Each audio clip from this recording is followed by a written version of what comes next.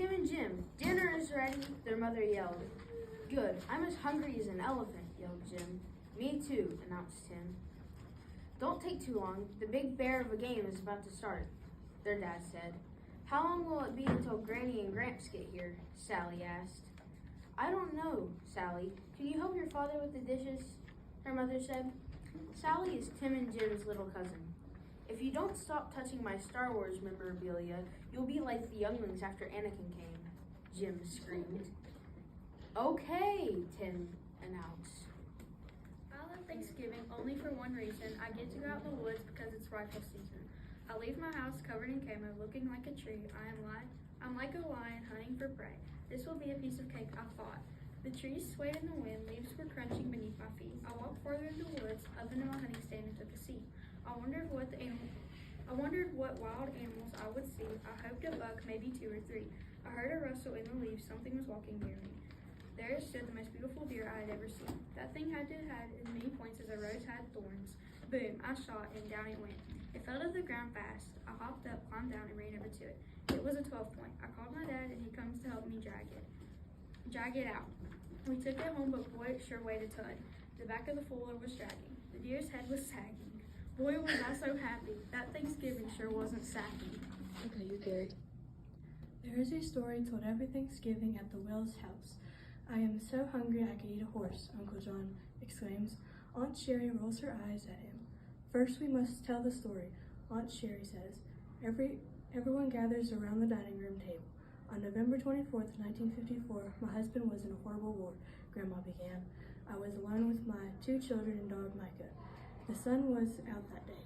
I was cooking dinner until I saw 2 men clad in their uniforms, she continued. Ding dong, the doorbell rang. I opened the door to the 2 men, she said, then lowered her voice.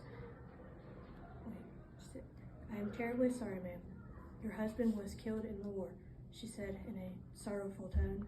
Suddenly the rain came in, which turned to a storm. The clouds were crying on that sad day. They handed me a folded American flag and my husband's U.S. Navy hat. She finished and pointed to the mantle. He was a wonderful man, Aunt Sherry sighed. That story is told every year on November 24th to honor my grandfather and to remember his sacrifices. He was gallant like Dally. Similes and metaphors. We're going to tell whether each statement is a simile or metaphor. Then we're going to circle or highlight the 2 things that are being compared. You can circle it or highlight it, whichever one you want to do. So here, what did we say? The baby was as cute as a button. What did we say it was? Yes, it's a simile. Okay, and what 2 things are we comparing? Baby and button. Yeah, baby and button. Alright, so underline baby and button. Yeah, or circle it, whichever. Okay, she has a heart of stone. Who wants to come up here and circle and underline these? Go ahead. Huh? So, she has a heart of stone. So, what 2 things are being compared? Yep, heart and stone. And is it a simile or metaphor? Somebody raise your hand and tell me. Is it? Metaphor. Yes, it's a metaphor. Good job. Thank you. So we went over this one specifically. I even had my buddy pulled up here for you. Life is like a box of chocolates. Somebody else will come up here? Go ahead, Joe.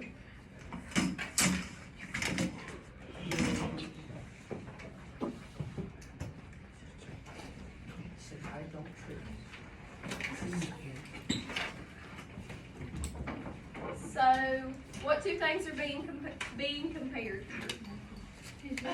Chocolates. Go ahead. Life to a box of chocolates. Yes, life to a box of chocolates.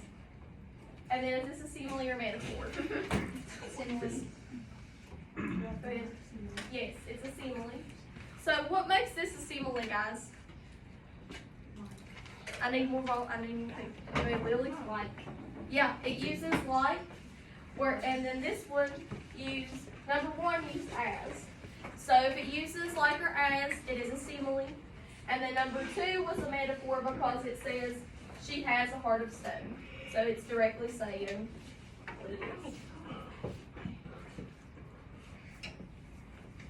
Okay. After lunch, the classroom turns into a zoo. Okay. Lord mercy, Joe. She wants to move out the way. She didn't have to do that to her laugh. Okay. After lunch, the classroom turns into a zoo. What is this? It is a. Yeah. Go ahead. You come up here. Oh God.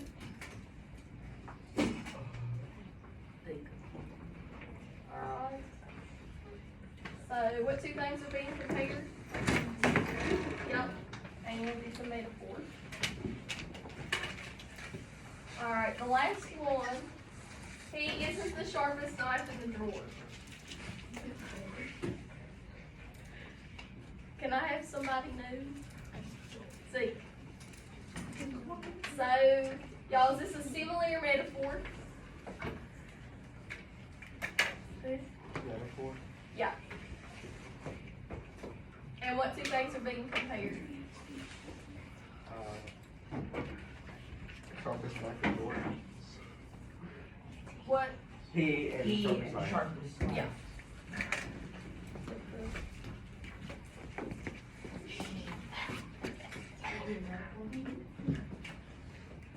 Okay, so we did the first 5 together. Do y'all have any questions on this? Yes. Number 6. That one gets on my last I note. don't know what it's comparing. Because I know it's like nerve and something, but I don't know like. Woman. So it's saying woman gets on my last nerve, yes. And it would be metaphor. So I'll just go ahead.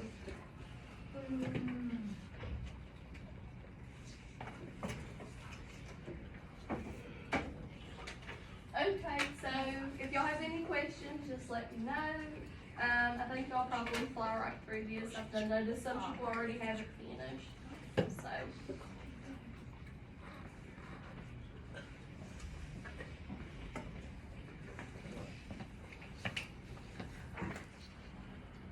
Like a lot of teachers, when you guys get older, they won't really even go into depth. They'll just show you the PowerPoint, expect you to take notes, read it verbatim, and that's all they do. They don't have any extra exercises. Your notes is your study guide. So, of course, I'm not going to do that to y'all. We're going to have some worksheets and stuff we'll go over together. But I just want you guys to get in the habit of taking good notes that you guys can go back and look on and actually it'll be beneficial to you. I don't learn well like that. What? Just like tell me to do something and I write it down. Well, I'm not, like I said, I'm not going to do that to y'all. I know, but I'm saying like whenever it gets to that point, Yeah. I don't either. I'm punching my teacher in the face. No, please stop that. Nobody learns good learns well that way. But I do want you guys to get in the habit of being, to an extent, somewhat self-taught, but not completely. Like, I'm going to hold y'all's hand through this, don't stress. But just by writing it down as we go over it, you're going to obtain some information. Does everybody have this down? Okay. Alright, we're at similes. It's a figure of speech that compares 2 things using like or as. Remember, that is the difference between a simile and a metaphor. A simile uses like or as. A metaphor says something is something else. I got my buddy Forrest Gump up here. Life is like a box of chocolates. You never know what you're going to get. So, what are we comparing here? What 2 things? Life and a box of chocolates. Yeah. Because you never know what you're going to get. Yes. So, life is like a box of chocolates. So, life and a box of chocolates are being compared. And he goes on to further why he says life is like a box of chocolates. But you can compare almost any 2 things with a simile. It doesn't necessarily have to even make sense. Because if he didn't further explain it and he just said life is like a box of chocolates, we wouldn't know what he meant. But he further explains it, so it makes sense. Her eyes were as big as saucers. It's just saying she's got big old eyes. Like a horse. Like a horse. Yeah. Horses make funny faces when you see them. I know. They try they're not my horses, but they're like next to the road on the fence whenever I go on bike rides. Me and my cousin went on a 6-hour long bike ride, and on our way back, we saw the horses, and we fed them hot Cheetos. They tried to eat I bet the owners just love y'all. Bro, no, we were sitting there for like 10 minutes feeding them hot Cheetos. And That's terrible. they tried to bite my shirt and eat me. Good. It's hard on. Alright guys, get this wrote down.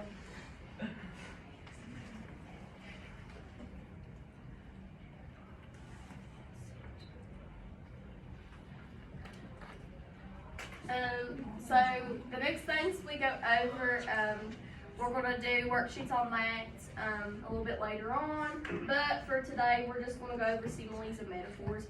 Y'all still need to take notes on this for future. Yeah. We only have to write one example, right? Yes. Yeah. And you, like I said, if you just put, for example, if I was to take this note exactly, I would put simile, and I would just put compares two things using like or as. You don't have to write everything that I wrote.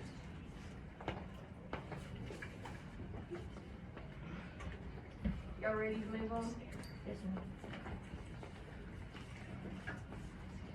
ma'am. Okay. Onomatopoeia. Bam. Alright. The information of a word is the sound associated with what the writer is referring to. For this, if you guys think you can remember it that way, just put bam. I mean, bam, boom, pop, smack, anything. It is a noise. When you guys write essays when you're little, they tell you to begin an essay using an onomatopoeia for a hook. So it's any noise. If it's rain, pitter patter. I was never able to remember Like that bark? one. An onomatopoeia. Yeah, I just thought anytime my teacher used to say it in elementary school, I thought that they were talking about somebody peeing on a donkey. What? Peter What? Why? Well, that's not what it means. It is a noise. Any noise that is written. Like I said, just remember me staying up here going bam, and that's an onomatopoeia. Okay. Where do you think you would normally like? What does this right here remind you of? Like that bam up there. Where would you read that at? Comics. Comics. Yeah. Comic books are great examples of onomatopoeia.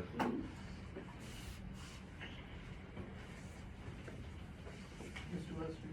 Can't forget the details. Looney Tunes, yeah. Even the old cartoons back in the day, like the old Batman, things like that. If you go back and watch them, it'll, you know, if he hits the Joker or something like that, it would something like that would pop up. Did you ever watch the Animaniacs? Yes. I love that. Did you ever watch them, Miss Graham? I don't think so. Oh.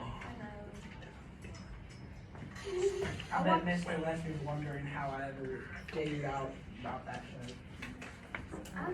That one's an old one. I know what you're talking about, but I don't think I watched it. That was from like wherever my uncle was. Alright guys, you got bam written down? Bam. Boom, pop, slap. Alright. Okay, irony. The expression of one's meaning by using language that normally signifies the opposite, typically for humorous effect. It can be sarcasm. So, here's an example of irony. It says, please do not hang signs on fence panels. Why is that ironic? Because of the sign on the fence.